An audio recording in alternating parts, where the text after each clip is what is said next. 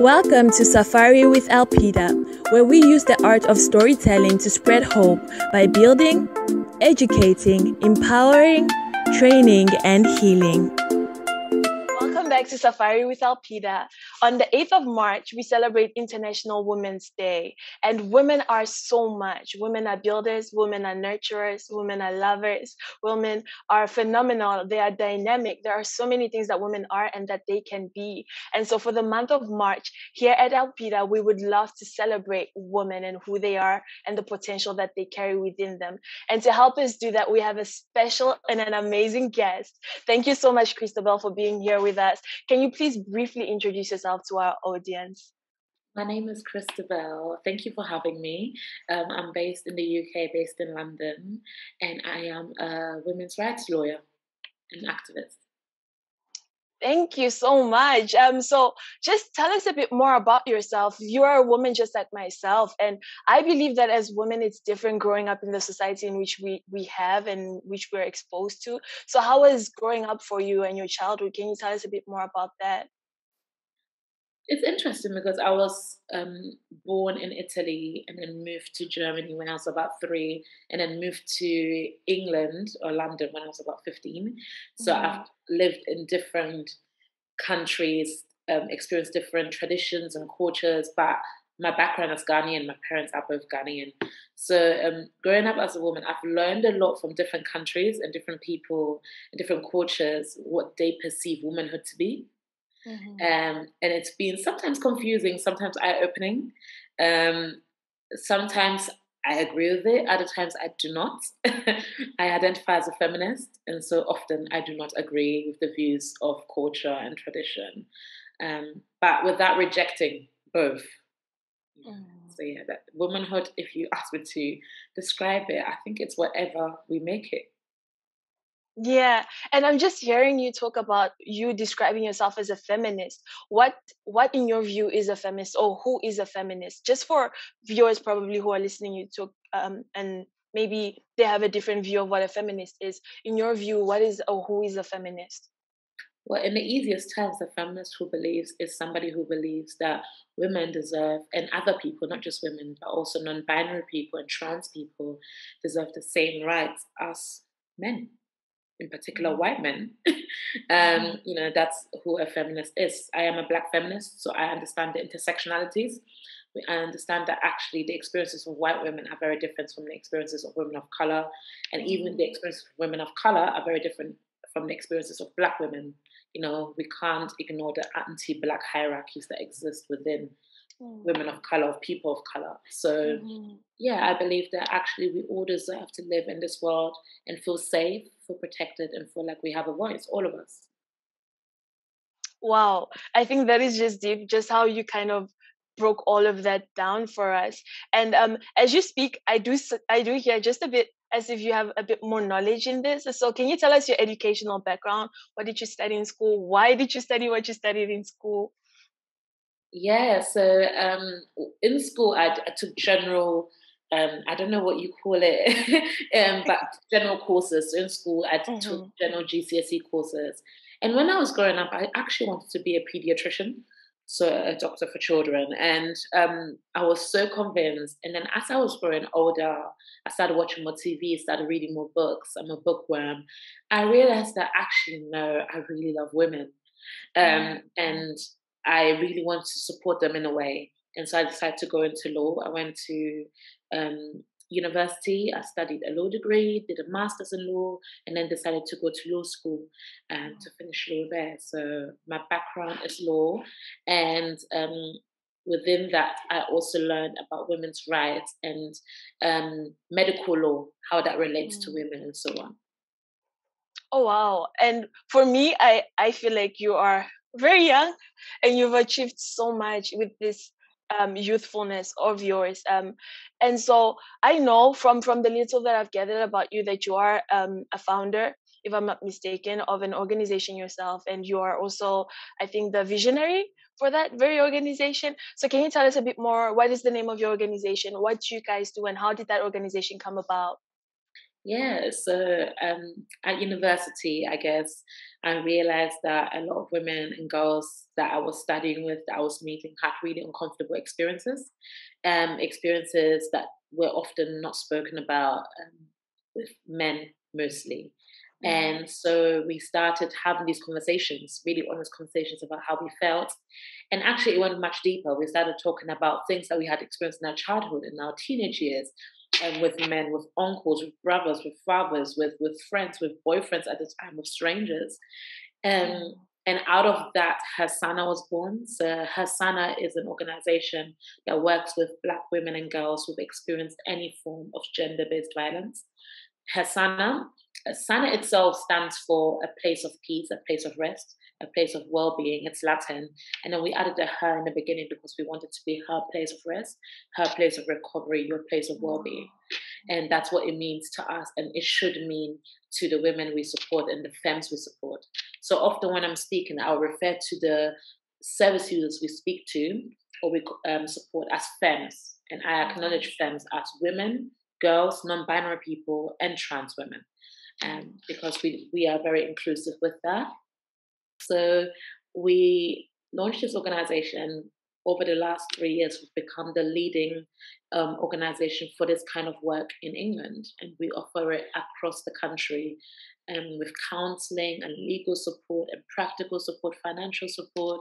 And we cover all forms of gender-based violence. So domestic abuse, sexual abuse, female genital mutilation or cutting, labia pulling, breast ironing.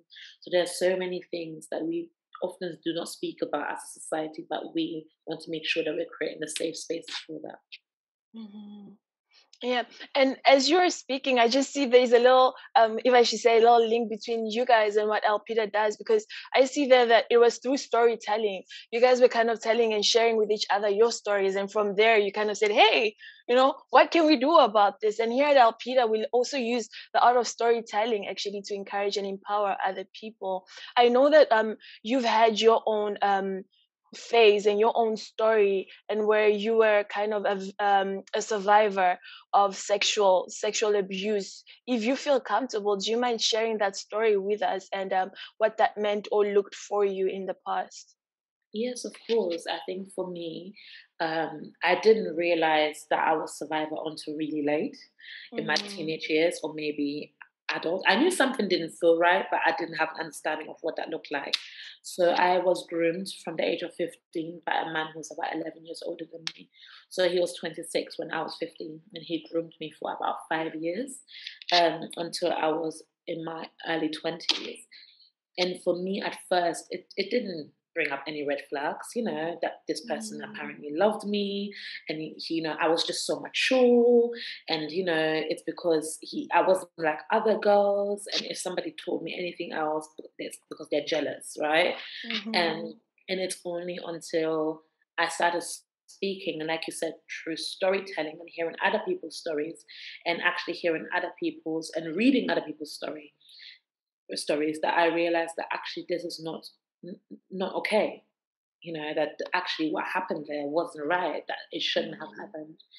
That on top of it, it was not just morally wrong, but it was a crime, because the age of consent in the UK is 16. So you realize that actually not just morally was it wrong, but criminally it was a crime that shouldn't have happened. And that's when I realized, and that's for the first time when I realized that there's something called grooming, because often in our culture we are taught that we are too fast, right? That us little girls, we're going for these older men. It's because we want money. It's because we're gold diggers. It's because we don't mind our business. We're just too adult-like. It's our fault. And so before, I thought that it's just me being fast, me being too mature for my age. But actually, that person knew my age. That person knew I was in secondary school. There was nothing hidden. And even if he didn't, you can tell that we're in two different stages of our lives, right? Yeah. So, after I recognized that, I did a lot of unlearning and busting a lot of the myths that we believe, and challenging myself and challenging those around me, parents, aunties, uncles, who felt like actually, enforcing those harmful behaviors, challenging that. But outside of that, I went on to recognized that I had been groomed, and then I actually had a second experience, and I was actually raped at a party. And so that was the second experience of that. And again, it was something that at the time I felt like I had caused, something that I had basically maybe facilitated a bit. You know, I was drinking and I was smoking, and I should have been more careful. And, you know, if I had looked after myself, this wouldn't have happened. And so there was a lot of conflict. And I always say it's easy doing this work because you can tell everyone it's not their fault, and you recognize that it's not anyone else's fault. But when it comes to you, it's really hard to tell yourself that it wasn't my fault, I didn't do this. But you believe it for everyone else, just not for yourself. It's almost like when you're talking to a friend, you're like, it's going to happen for you, and you really believe it, but you don't believe it's going to happen for you yourself. And that's where I found myself for a long time, battling the fact that I am doing this amazing thing and I'm supporting survivors, and I recognize that it's never their fault, but somehow I don't recognize that it's not my fault.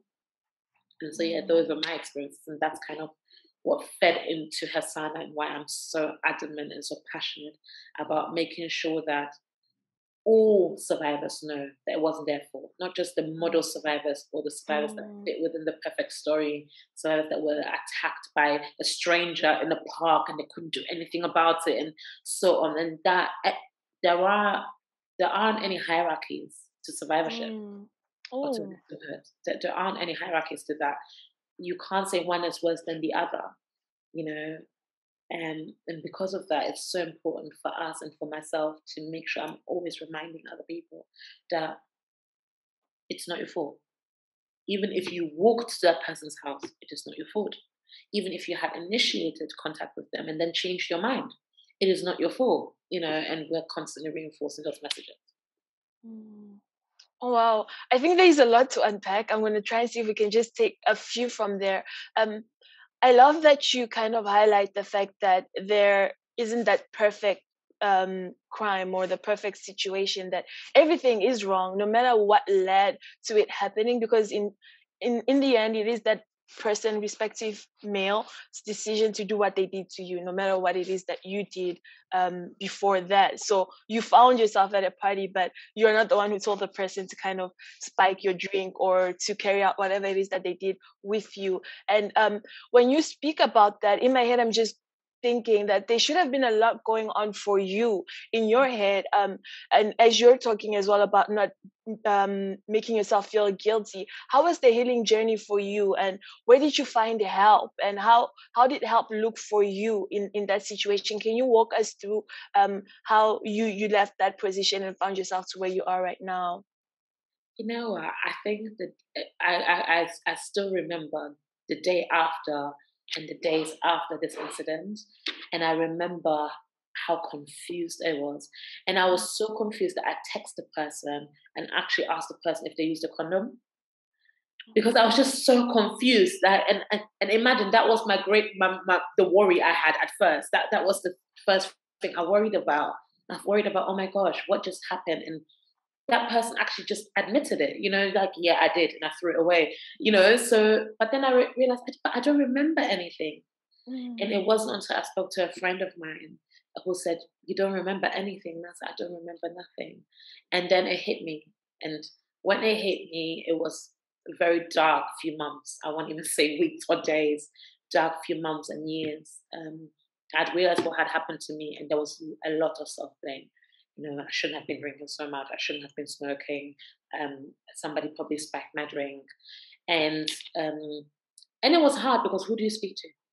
Right? Who do you speak to that you know that won't enforce those harmful behaviors or beliefs that you already have for yourself? I can't call my mother. She's going to say, why were you out drinking and smoking, right? I can't call my father. I can't call my sisters. I don't want to scare them. Who do I call? Who do I speak to? Who do I lean on? Who can I show this to? And who do I tell without them making me feel like actually I did something wrong? Because as much as I believed it for myself, I didn't want to hear it from somebody else. And that was really difficult. And for a long time, I kept it to myself. I didn't share that with anybody but the person that was at the party with me. So there was a friend with me at the party that had technically also witnessed it, but she was also not very conscious, so she doesn't remember a lot. and it was between the two of us. You know, nobody spoke about it. Nobody technically remembered what happened. And all I remember is starting to have nightmares, starting to have night terrors. I started not being able to sleep with people. And not, when I'm saying not sexually, I mean, even if a friend was coming over and we were doing a sleepover, I couldn't have somebody else in my bed. It just wasn't working.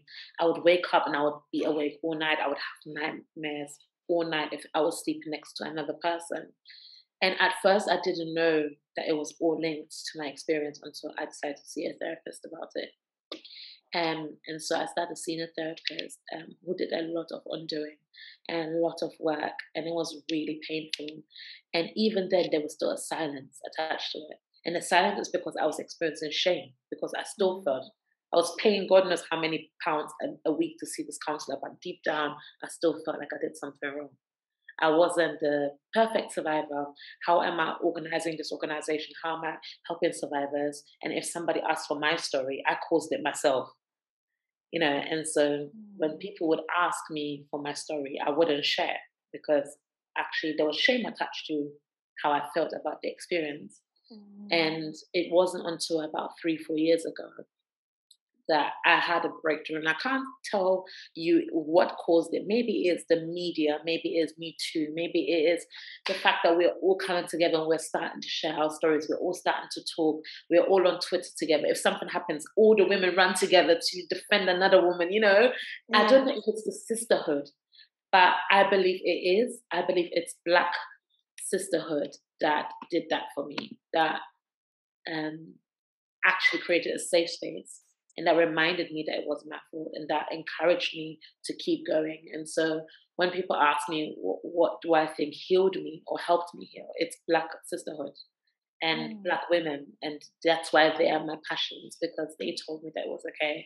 And they told me it wasn't my fault. And they told me that the person shouldn't have done that. And they told me that the person was wrong. And they told me it wasn't my shame to carry. It wasn't my shame to carry. And it was my Black Christian sisters that told me that God didn't intend this for me. You know, that God didn't let me down. It was my Black sisters that said, actually, this person is at fault here. And you deserve to be at peace. You don't have to hold that person's shame and carry it on your head and walk with it. That person should hold that. And so that is how I got there. But I know that the journey to healing, or the journey to recovery or to empowerment, is not easy. It's not the same for every person. There is no formula I can give to say 1 + 1 = 2 and then you're feeling better. It's nasty on some days and it's better on other days. To this day, I have nasty days and other days are really, really great. To this day, I still have nightmares and I still struggle to sleep with people. But then there are some people that I found that I can sleep next to, because we've continued practicing and rehearsing and trying to sleep next to them on a daily basis. So there is no rush. There's no right or wrong way to recover or to heal. And just do it the way it works for you. I think from just listening to your story, first of all, I have to thank you, because I know it takes courage. You're not just opening to me, you're opening up to so many people that you probably have never ever seen and maybe will never see, but you're sharing your story with us. And for that, we're humbled and we're very grateful that you impact us with that story. And just listening to you, in my head, I'm also thinking how you talk about your healing or the journey. One thing that comes up is that it's probably not perfect and it's not attained in one instant or in 1 year. It's something that you constantly work on. And while you were talking, I also realized that maybe the same things that you were going through, another person probably is going through, thinking that, okay, this happened to me. Who should I talk to? If I go to the police, they probably won't believe me. Or if I speak to my mom, or all these doubts coming up. And in reality, they need help. And I think statistics has shown that is one of the reasons why so many people do not seek help, not just when it comes to sexual abuse, but also in mental health. So many people do not seek help because of the stigma that is surrounded by these very topics. So with your experience, what would you tell a person? What would be one of the things that they can do in that journey to seek help? Who should they speak to? You spoke to a therapist. What if a person does not have money maybe to speak to a therapist? How can we look for help? Well, at first, the first thing is if it's happened very recently, you can go to a sexual assault referral center. So that is an organization or a clinic that can take some of the DNA, and can make sure that you get a test to make sure that you haven't maybe contracted anything from that person. And that is just so that you know that you are physically protected. And actually, if you ever chose to report it, you still have the DNA evidence, and they keep it for many years. So they don't throw it away immediately. For some clinics, 2 years, 3 years, 4 years, it depends. But if this happened very recently, like in the last 10 days, then I would first recommend you going to a sexual assault referral center. And that doesn't mean that you're reporting your experience. But if you ever chose to, you have the option now. And then actually, don't discount your friends. I think I wish that's something I hadn't done. Don't assume that they all don't know how to be empathic, or that they all don't know how to be non-judgmental. Don't assume that they won't believe you. Don't assume that you are alone. Because actually, we know that over 97% of women in the UK, at least, have experienced a form of sexual harassment. So you are not alone. There are so many, many women and girls like you, and they also have their experiences that they may not have told anyone about. And so feel free, if you feel comfortable enough, share that with somebody, a friend, a family member, whoever you feel most comfortable with, and let them know what you need from them. Don't let them make decisions for you. Don't let them tell you to report or not report, but you tell them what you need from them. Maybe you just need them to sit with you, and maybe you just need them to affirm what has happened and let you know. It's great knowing that it wasn't your fault, but hearing that from another person that loves you, that changes everything. And then you can also access some free organizations and free resources. So based on your country, you can organize free resources, and that might just be blog posts, or it might be articles or other resources, or it might be counseling. It might be virtual. It might be helplines that you can call, or online live chats where you can anonymously text somebody and talk to somebody and share your experiences. You might also just want to sleep on it for a few days, listen to music, maybe just look after yourself for a few days before you open up to anybody else, and that's fine as well. Whatever works for you, whatever feels right for you, that's what you should do. Now, counseling, again, is one of the most expensive options, and we realize that often you won't even see a counselor that looks like you. It will be a counselor that often doesn't understand your culture, or doesn't understand where you're coming from, all the intersectionalities that you experience when it comes to this kind of violence. And so if you don't find a counselor, that's absolutely fine. Write in a blog, or write in your diary, or write in general. Feel free to share that with people that you trust. And find a community. That is the best advice I can give you. Find a community. And it doesn't matter whether it's virtual. I think some of my closest survivor communities are Twitter survivors. Women on Twitter who condemn that kind of behavior, and we share and we talk and we DM each other.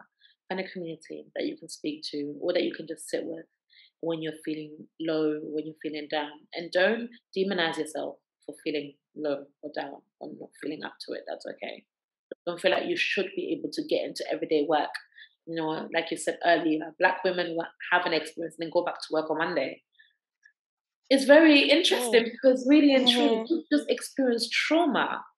It's such deep, deep trauma. It's okay if you can't go to the gym today. It's okay if you can't go to work. It's okay if you can't get up to look after your children that day. If you doesn't make you a bad parent or a bad wife or a bad student or a bad gym head. It doesn't make you a bad anybody. It just makes you somebody who's coping. And whatever that coping mechanism looks like for you, that is okay too. Yeah, I love that you highlighted that, because I think so many times, because we have that whole thing of women are strong, we tend to be just generally strong, and no matter what happens, it's like keep going, keep walking, and you don't have that time to actually stop and say, this happened to me, process it. How do I heal from it? How do I move on from here? How am I feeling? What do I want to do? Also, you highlighting that it's kind of your decision. Think of what you want to do. That healing and moving on, or the journey towards recovery, is different from people. So maybe what worked for you, Christabel, might not work for somebody else listening, and they might probably, for them, journaling would work, or for another person, speaking to a friend would work. And so just look for help in whatever way, in whatever form. Just make sure that you are working towards recovery, and that you're not bottling everything up, because it might lead to something even more gruesome or bigger down the line. And as we're speaking, for me, I love your story, because when I listened to it, and when we've had time to speak, I just kept on thinking of a phoenix. In high school, they taught us about a phoenix in our Afrikaans class, and it was about a bird who dies, and I think it dies in flames, and then it is reborn. And that's what I kept on thinking about when your story comes up in my head, that what you've gone through probably should have stopped so many people in their tracks. Probably should have, if I should say, kind of left you for dead, purposeless and visionless and hopeless. Other people might even wallow in that sorrow for years on years. But here you are. My question is, how? How do you find strength? How do you rise up again and from those ashes, and use your pain for purpose? How did you get to where you are right now? What motivated you to become who you are today? You know what? It's a really, really great question, because I don't know. The reality is that, I am no better than all my other survivor siblings, that are out there. I don't have more strength. I don't have more resilience. I don't have anything more. Like, we are all resilient. We're all strong. We're all surviving every day, right? The fact that I am still here, or that we are still here, it means that we are surviving every day, because, like I said, we could have been left for dead. And that's the reality of it. And so I think for me, it is the love that I experienced. The love that I experienced, I just wanted to give it back. And that was what motivates me the most. I think about it sometimes, and I think back, and I think that time when I was by myself and I was in my university dorm, thinking, who am I going to call? Who am I going to tell? And I didn't have anyone. I don't ever want anyone to feel like that. I don't ever want my little sister, because I can't stop people from experiencing violence. The reality is, perpetrators will perpetrate, right? Abuse will abuse. But what I can be, it make sure that there is a safe space for you to access if you do, right? And I keep thinking about my little sister. She's like 23 now, and all I could think of is that I can't protect her from this happening to her, but I can make sure that she has a safe haven if it does. And that's what I want to be for people. That's what I want HERSANA to be for people. And that's what motivates me every day. When I'm tired, when I'm exhausted, I just remember everything that we've already done and everything that we continue to do. And I remember the thousands and thousands and thousands of femmes that we have already supported, and that are feeling heard and listened to and supported and loved, just making sure survivors are feeling loved and believed. And that's what motivates me. I always say my first love is Black women. They are my first love. They motivate me in everything I do. My mission is to center them in every narrative. If it's love, then Black women love. If it's joy, Black women joy. And if it's healing, then Black women's healing. And that is what motivates me, centering Black women and making sure that they are having or accessing the safest spaces in the world. And they're not blaming themselves or not putting themselves down anymore for the benefit of everyone else but them. And if we can diverse just a bit, I hear the topics that keep coming back, and you keep talking about your love for Black women. I know some people might hear this and be like, oh, so don't all women matter? Why are you focusing solely on Black women? Can you kind of explain that to us? I understand that because we've had conversations before, but I'd love our audience to also understand your point of view and where you're coming from, so that you're not misheard when somebody's listening to you. Absolutely. And violence against all women and girls needs to be eradicated. Violence against all people needs to be eradicated. But particularly for me, I speak about Black femmes, Black women so passionately because in all countries around the world, Black women are more likely to experience all forms of violence at higher rates than the white or Asian counterparts. And they're less likely to reach out for support, they're less likely to report, they're less likely to get any help for those, and they're more likely to just continue with everyday life. We saw this when we look at the Me Too movement. We saw this when we look at other movements, that they often center non-Black women, non-women of color, we're centering white women in these narratives. And that's not bad. Of course, there should be support services and campaigns for women, but it should be all women. And often it doesn't include all women. And even if it does, it's often not including Black women. And then also, we also know that actually Black women are often not seen as victims because of things like their bodies, because of things like adultification, because they're seen as to be more adult-like compared to their peers, you know? And so actually when they then report their experiences, even to other Black people, they're seen to be, like we said, fast, you know, your little fast girls. We saw this when we speak about the one that shall not be named, you know, the singer. What did people say? That all these girls were just after his money and that they were fast little girls trying to get a record deal. That's what they called them. And we know that that's the reality, that our bodies grow differently. So professionals will see us, would deem us to be at fault and somehow provocative when it comes to forms of violence like that. And so that's why I passionately and specifically cater to Black women and girls. And in no way is that to say that other groups do not deserve their spaces. Actually, they do. Everyone should have their space. And so I'm also really passionate about mentoring other people who want to support other groups. So currently I'm mentoring 2 amazing women who are starting an organization for South Asian women, especially Sri Lankan women. And that is a passion of mine as well, being able to support other groups and starting up and creating safe spaces for their groups. Because there is something about language. There's something about skin color. There's something about the tone of voice. There's something about not having to code switch. There's something about being able to come to my counseling session in a bonnet. There's something about doing all these things and not being seen to be ghetto or something. There's something about being myself and speaking in slang and you not thinking that I'm uneducated. You know, it's being comfortable, being my full self. And every survivor deserves to bring their full self when it comes to support. I shouldn't have to make myself smaller when it comes to healing. How am I supposed to heal if I don't come as my full self? And so every survivor deserves to come to their healing space as their full self. And if I can't find that in a general wide organization, that's fine. Doesn't mean they're not doing great work. They're doing great work, but I deserve to have a space where I can be my full self. Oh, wow. I love that. And the more you're talking about this, I'm also realizing that we celebrate women everywhere. You're just talking about two people you're kind of you're mentoring right now, and that just highlights how many projects we have out there, how many people we have out there who are passionate about helping women.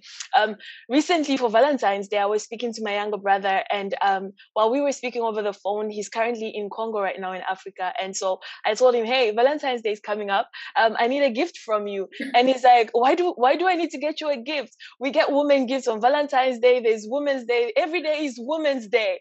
And he was kind of complaining, but it did bring back to reality that we have kind of prioritized women in a certain way or another. We see those themes in so many things that we do now, talking about women and women empowerment and women equity and all of that. And so why do you think it's important for us to actually celebrate women?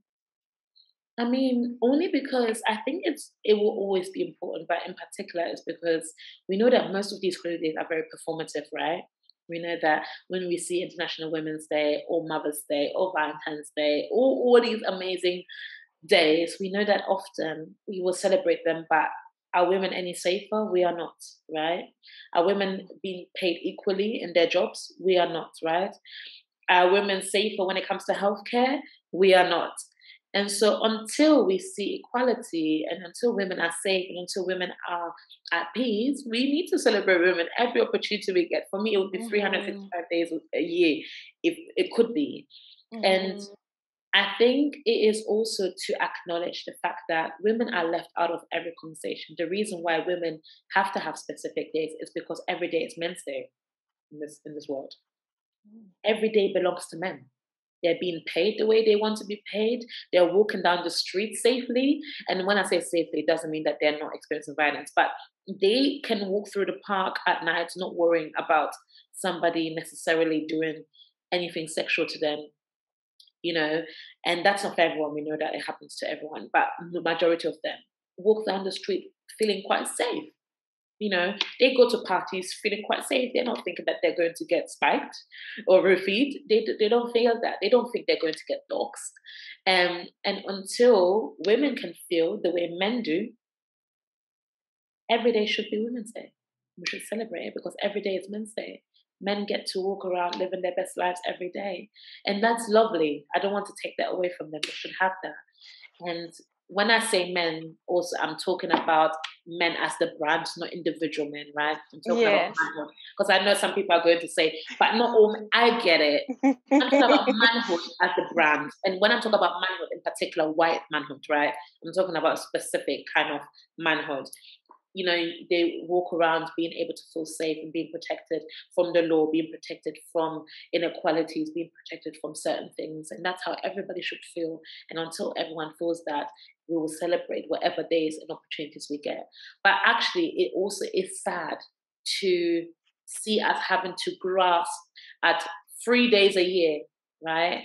To celebrate, you know, that's the only 3 days where we get our shine. And that's the only 3 days, for example, in church where women are allowed to preach and women are allowed to do certain things. Isn't that sad?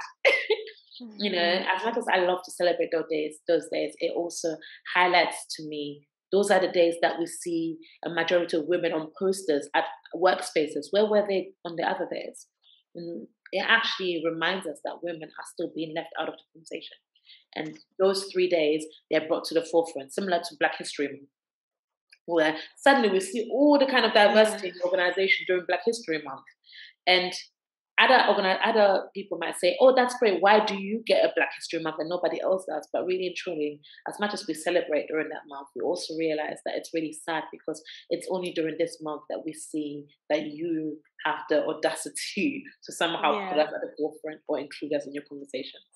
So, as Women's Day is coming up, I am both happy and excited to celebrate the women in my life, the amazing women that are doing certain things. But I'm also sad that for a lot of people, that's the only day they're going to get celebrated. And that is quite disappointing. In their workplace, that's the only day they're going to get acknowledged. In their home, that might be the only day that they don't have to do housework. You know, in their church, that might be the only day where they're about to lead something, or in their mosque. You know, that is quite upsetting. And until that is not the only day, we'll continue celebrating it. And I think you just responding to that kind of led us to our next question, because I was about to ask, we have all these days celebrating women, and we still see a very fast and alarming high rise of femicide, of domestic abuse. And there's so many things going on, even in the workplace, like you pointed out. In every sphere or department of life, something is happening against women, despite the society and the world saying, hey, we celebrate you today, and hey, women are cherished. Why do you think that is the case? Why do you think we have these holidays, but in reality, women's lives aren't really being affected, or there isn't much change? Yes, we do see change. We do see certain women coming out and probably being presenters. We see some women preachers, and we are seeing them coming out, but they're not at a quicker rate or as received or appreciated as we would want them to be. Why do you think that is the case? Because really and truly, society at large is not dismantling patriarchy. They're just giving us some days to appease us. That's what has happened. It reminds me of when it comes to blackness. Black Lives Matter, them going on their knees, that was just to appease us. racism is not going anywhere. It wasn't being dismantled. Anti-blackness wasn't being dismantled. Same way, patriarchy is not being dismantled. Misogyny is rife. Misogynoir towards especially black women is rife. And we're being given these days, performative days, to appease us, to make us feel that the change is happening. And even when we are seeing women in these high positions, which is very rare, sometimes I do think, what did you have to give up? What part of yourself did you have to sell to be here? Because often those same women will also enforce patriarchy on other people, right? So you did have to give something up. You had to, and I don't want to use the word pick me, right? But you had to be, somebody said patriarchy Barbie, but I don't want to use that either. But you had to somehow become a bit more like them in order to get to where you wanted to come. And that doesn't benefit the rest of us, right? You got what you wanted out of it, but it doesn't benefit the rest of us. And we actually see that very often, where women will take on positions or go into positions of power or get certain things, and they will do so. And because life is hard and you have to get where you want to get to, and I have grace for that. I don't want to sit here and blame everyone. I have a lot of grace because I understand how hard it must be. But then, does that benefit anyone else? And often it won't. But then they're using you to fulfill their diversity quota. To say that actually here women are in power and women do certain things and so on. We love it.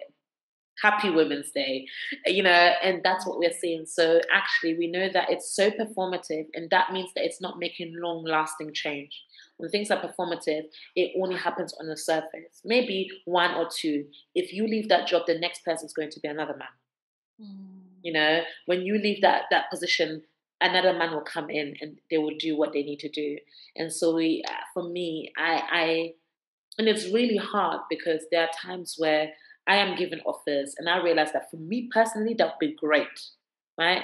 There are times where people have contacted me to speak at certain places or to do certain things. And I can recognize that for me, that would be great financially and so on. But what would that be like for everybody else after me or next to me? Would that benefit other women? If it doesn't, then I don't need to be doing it. And if we thought more like that and less about us as individuals, maybe we would be making long-lasting change and we'll be starting to dismantle patriarchy. But I also understand that that is easier said than done. I'm in a very privileged position. That a lot of women actually don't have the privilege to decline certain things and to not be part of patriarchy because it's to a level protects them, right? But another thing that I've also recognized is that if I believe that you were in your position because you did something wrong, then I think that I can get out of my position by doing something different, right? And let me explain. It's basically, if I think that you, Rosette, are where you are because you don't wake up early, because you don't have a husband, I'm just assuming, by the way, this is not anything, I'm just making an example, it's because you dress a certain way, then I believe that if I do things patriarchy tells me to do, like I dress a certain way, I treat men a certain way, then I will be protected, right? That's what I think. But it's not true.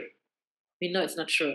And it feeds back to sexual violence. The reason why we see a lot of women blaming other women is because if I can believe that Christabel did something wrong, that it's because she drank, it's because she smoked, it's because she wasn't paying attention, then that means that I can believe that if I don't smoke, if I don't drink, if I pay attention, it won't happen to me.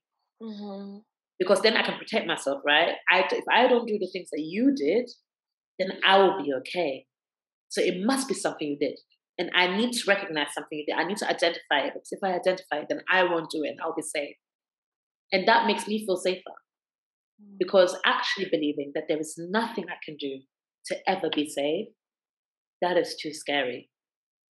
If I was to actually believe that anybody on the street, anybody at the party, anybody at my house, anybody at church, anybody at the doctor's can do whatever they want to me, and I didn't do any of the things that other girls are doing when it happened to them, that would be too scary. That means that I would be walking through life never being safe, because I would understand that there's nothing I can do to stop it from happening.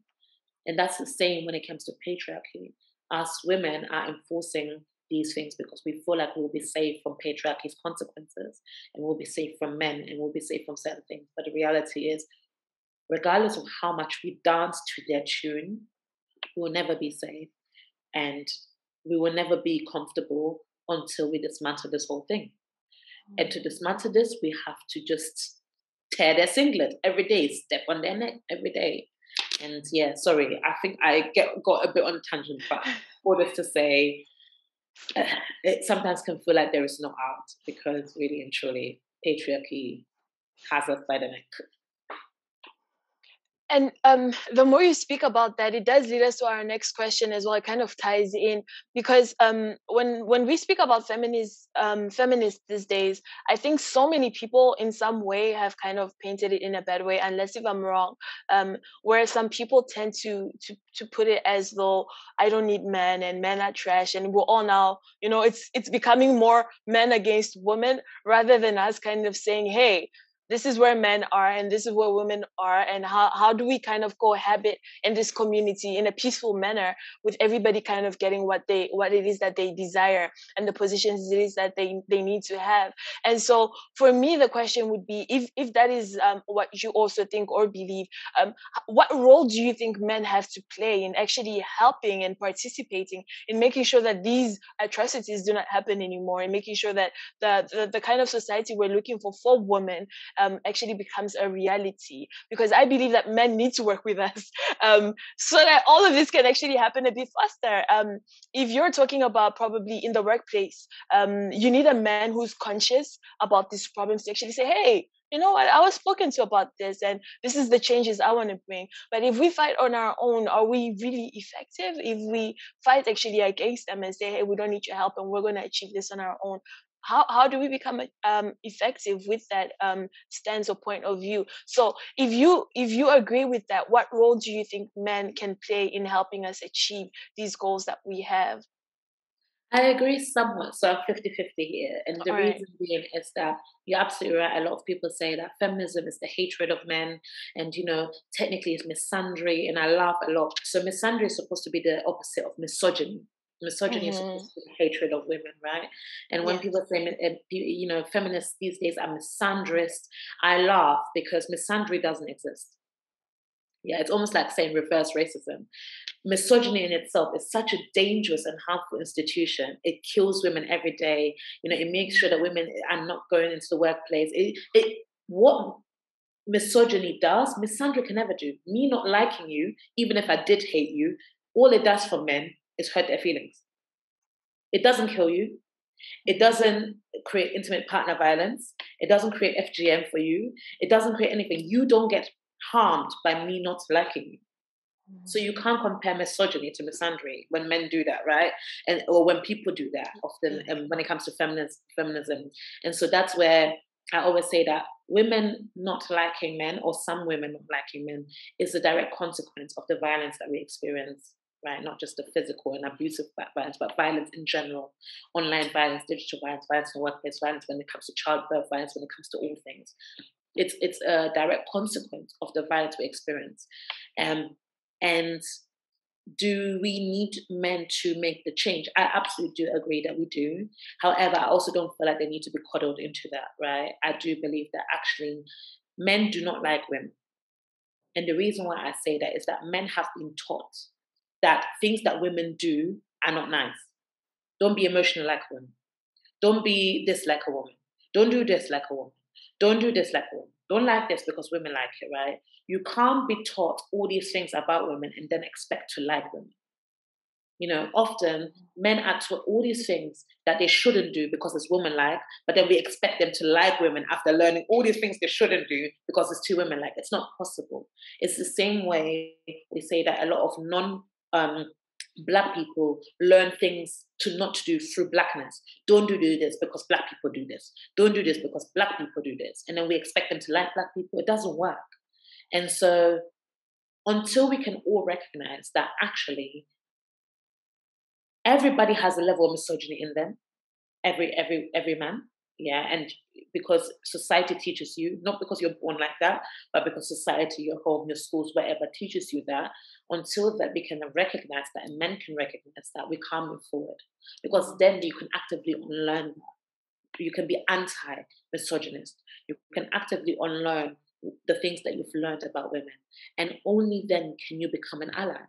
Only then can you help protect us. Only then can you help create safe spaces for us. Only then can you really genuinely advocate, not for your own benefit, but for the benefit of women, right? Not because you get a pat on the back because you supported us, but genuinely because you wanted to, because you don't see life moving forward without us moving forward, right? That is, only then can we get there.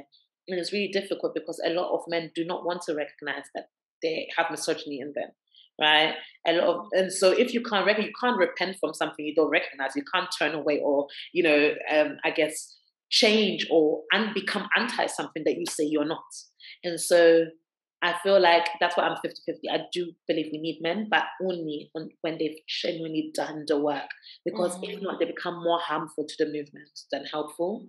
And we do want them to be part of the movement and become allies, because I have allies in my life. I have some amazing men who push HERSANA. They're not at the forefront at all, but they push and they push me, and they have actively done the work to unlearn. I challenge them every day, and they allow themselves to be challenged because they recognize, oh my gosh, yes, I've learned that every day of my life, and that should be okay.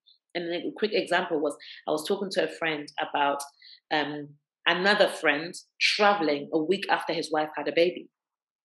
And my friend was saying, there's nothing wrong with that. He has to make the money. And we had to have a conversation around, do you know how birth works? Women almost losing their lives, their organs being all over the place to push out a baby, and then you're leaving them a week after for a business trip, millions and millions of miles away. And we had to do that work. And until we had a conversation around that kind of neglect, he hadn't recognized what the problem was. And so again, but he let himself be challenged gently. He let himself be challenged. And I think you have to have the men that want to learn that. And once they have, I think we could rule the world together. I mean, if we can get to the space where we are both working together, we are both benefiting each other, we are both understanding that actually women coming up doesn't mean that men are going down. I think that's the fear for a lot of men, that women empowerment to them means men's disempowerment. If we are advocating for women, then that means that men are going to become the bottom of the barrel. And I find it very funny because it's a catch-22. That means that that women are down because you recognize that you don't want to be where women are. So that means that you understand that we are not equal. You are a liar. You know that we are not equal because you don't want to be where women are at the moment, right? Because you recognize that it's not where you are. But you recognize that, but at the same time, it means that you believe the myth that our advance comes at your disadvantage. And that is not true. And again, that's also a message that we need to teach. So all this to say, there's a lot of work to do, a lot of undoing. And I hope that we can all learn to become anti-misogyny, anti-sexism. And as women as well, we reinforce patriarchy. So we have to unlearn those harmful behaviors too. So we have to also identify what are some of the harmful behaviors that I believe that I am reinforcing in my household, to my sons, to my daughters, and how can I do better? It's not just all the men. We need to do that work. How am I telling my daughter she can't wear this because her uncle's coming over? No, I should be worrying about that uncle coming over, because why is it that I'm worried that he sees her like that? She's a child. And those are the kind of things that we need to do.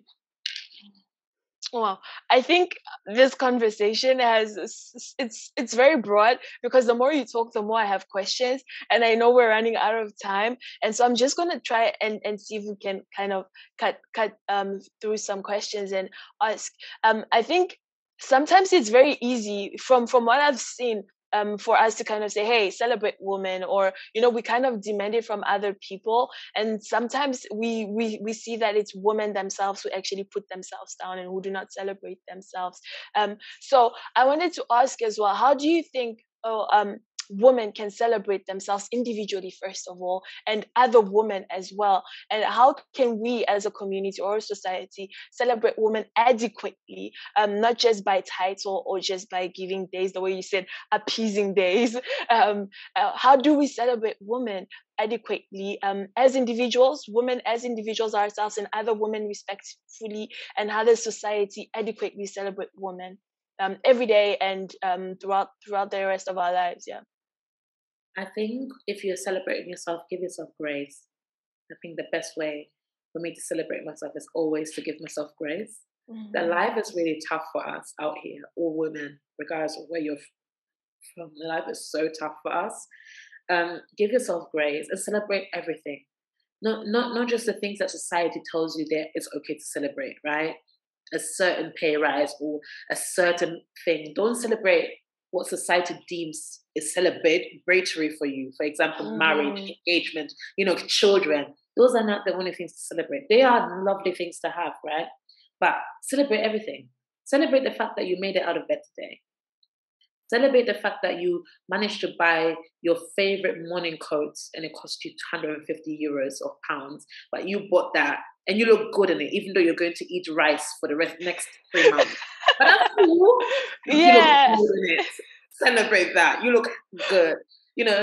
Celebrate every little thing about yourself. Celebrate that you made it through another period. I celebrate everything. I'm one of those people that, honestly, any inconvenience, and I'm like, oh, I celebrate myself.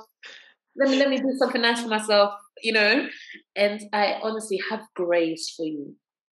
Don't let society fool you into believing that you have to be the strong person that never asks for help. Don't feel like you have to be a rehabilitation center for anybody, especially men.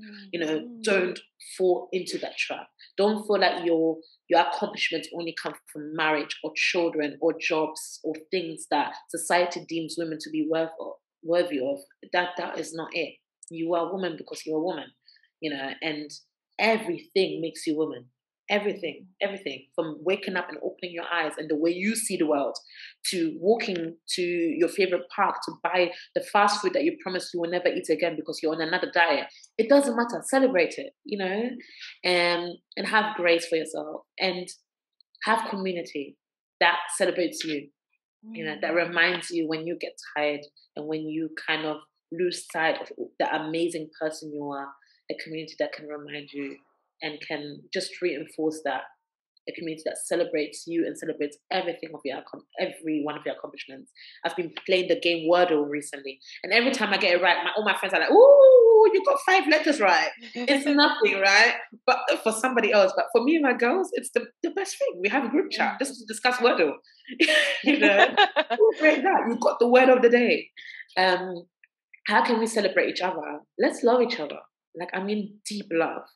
I think, like I said, loving Black women and loving women in general has made me want to celebrate everything about them. The way they smile, the way they look, everything. I walk down the street complimenting, "Ooh, I love your earrings. Oh my gosh, I love your scarf. You are so beautiful." Celebrating everything about them. And because I have grace for myself, and I celebrate myself, it's so easy to have grace for other people and celebrate other people. I see things and I'm like, oh my gosh, I doubt you celebrated yourself for that, but that is amazing. Wow, I just want to let you know. And don't feel like a beg. I don't know if it's a word that you use in the US, but beg means somebody who, how do I explain? Somebody who's just trying to be somebody's friend desperately. And don't feel like that, when you're complimenting somebody, don't feel like they're going to be like, it doesn't matter. What does she want from me? What does she want from me? If that's how you feel, that's because you don't celebrate yourself and you don't have grace for yourself. But I will celebrate you. And let's celebrate each other by having grace for each other when things happen. I think sometimes I see us being really, really harsh with each other on social media, or when things happen, right? When there's disagreements. Let's have grace for each other there. And let's celebrate that actually we might agree to disagree. And we still celebrate each other. Just because me and you don't agree doesn't mean that you are not the powerhouse that you are. It doesn't change anything about that. And take it easy. I think, like you said, there's this strong Black woman narrative, strong woman narrative that women are supposed to be certain things and do certain things. And there's nothing wrong with not wanting to be those things and not being those things. And if you don't want to be that, that's okay too. It doesn't make you any less woman. If something has happened to you, it doesn't make you any less woman. If somebody has taken a part of something from you, it doesn't make you any less woman. You know, it's okay, and we still celebrate you. And celebration is not just physical, not just buying yourself nice things or having bubble baths, like they say, self-love, self-care, you know, going to nice parties, or, you know, people saying things to yourself. But what do you do internally? You know, how do you celebrate yourself internally? And that looks different for everyone else. But me internally, I really love to look after myself. That's how I celebrate myself internally. And these days, and it's new. I didn't do that years before. It just started last year. Internally, it's what I tell myself in my head when I wake up. Internally, it's my belief. I'm a Christian. So it's my belief of some of the things I believe in that make me want to celebrate myself internally. And so those are also the things. And lastly, don't allow people around you that don't celebrate you. You know, they can be eliminated. It's cool. If people never celebrate you, and I'm not, you know, and when we talk about celebration, if people never tell you you've done well, if people never see the great things that you have done or the greatness and even what you're saying or so on, then maybe they are just not meant to be in your life because they don't celebrate you. They don't remind you of the amazing human being you are. Yeah, and as you talk about that and the importance of actually having great community and great support system around you, what if somebody's listening to you right now and says, hey, you know what, I want that woman in my corner. I want to know more about what she does. How can people stay in touch with you? And on our end, we'll try as well to put some of your information in the description box below for people. Absolutely. So I'm on Instagram. I'm on LinkedIn. So my name is Christabel Yeboah, but I'll send it over to Rosette so that she can pop it in the comments because there's a mouthful. Christabel Yeboah. So LinkedIn or on Instagram or on Twitter. On Twitter, I'm a bit reckless, so don't follow me on Twitter. But you can follow me on Instagram at Christabel K. Yeboah as well. And you can email me as well at christabel@hersana.org, and I will send all of the information over so you'll have it. But feel free to email me. Just feel free to say hi. You know, don't be shy. I'm not rude. I will respond, maybe not on the day, but I will respond. And let's catch up. You know, we can book in a Zoom session. We can go for coffee or something else. I'm here to celebrate you. And so please feel free. I'm friendly. She doesn't bite, guys. She put it out there. And so as we come to the end of our session, what are words of encouragement would you leave for our viewers who are listening to us today? I guess things that we've said already. Have grace for yourself and center yourself in every narrative because you deserve to be there, you know. And I hope that you have community. And if you don't, make community. You can be the start of great community for somebody else. And finally, don't be scared to share your story because I believe that there's true healing in sharing our stories, in finding commonalities and similarities in each other's stories, in each other's trauma, in each other's wounds, and in each other's healing. So don't be scared to share your story with somebody else. And if somebody approaches you and you find community out of it, even greater. All right, so we're coming to the end, and we have five trivia questions for you. I think our session has been a bit serious, though we have laughed a bit. I hope this will help people to kind of see the fun side of you. So the first question would be, what would you name a boat if you had one? A boat. Kanedu. Kanedu? Yeah, it's my middle name. Oh, okay, that's interesting. Yeah, and I love it. So Kanedu, yeah. All right, and so if you were stranded in Kanedu in the middle of nowhere, what are 3 things you would bring to survive? A book, music,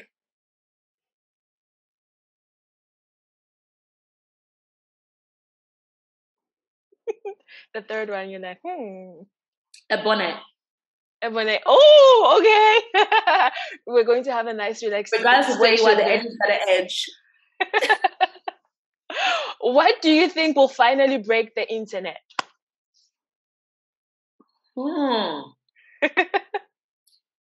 Something Beyonce. Somebody leaking something they shouldn't have leaked. Yeah, I know what I mean. That would break the internet. All right, and then what body parts? I know so many people usually look at themselves and be like, I don't like this, I don't like that. If you didn't have a certain body part, what body part would you change or would you not have at all? If any, that is. Yes, absolutely. It would be my ass. I would definitely get a BBL. Absolutely. Really? Absolutely. I don't have the guts, but I would change it. Yes, I would. Right now in the gym, but. Mm-hmm. Oh wow! And the last question is: cold drinks or hot drinks? Which one? Which one would you pick? Cold drinks. No, hot. It has to be hot. Hot. Okay, that is hot. Thank you so much, Christabel. That's all the time we have for today. Thank you to our viewers who tuned in. We're so grateful. And please, guys, do not forget to subscribe, to follow us, to leave your comments down below, and to share this video with anybody who might need it. From us, for now, it's a goodbye. Bye.